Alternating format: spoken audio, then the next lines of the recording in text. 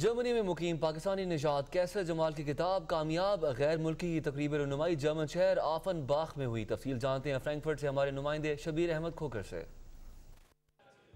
Frankfurt के जुड़वा शहर आफनबाग की सरकारी लाइब्रेरी में होने वाली तकरीब में मुख्तलिफ गैर मुल्कियों समेत पाकिस्तानियों ने बड़ी तादाद में शिरकत की। आफनबाग के मेयर मिस्टर होस्ट श्नाइडर ने मुसन्नफ को मुबारकबाद देते हुए कहा कि ये किताब दूसरे अफराद के लिए मशले राह साबित होगी। कैसर जमाल ने अपनी कामयाबी को दूसरों से शेयर करने के लिए कामयाब गैर मुल्की के अनवान से एक किताब लिखना शुरू की, जो कुछ अरसा पहले ही मंजर आम पर आई और जर्मनी की मुख्तलिफ लाइब्रेरीज की जीनत बन गई। हम जर्मन ग्रुंडगेट्स के साथ चलते हुए अपना मज़हब को एंजॉय करें और साथ साथ एक दूसरे मोहब्बत के साथ इकट्ठे मिलके और यहाँ तरक्की करें, उस मुल्क का फ़ायदा उठाएं। लोगों को पता चले कि जो लोग 30 साल से यहाँ रह रहे हैं उनकी ज़हन कैसी है, उनकी सोच कैसी है, तो एक मूवमेंट जो है वो चल जाएगी।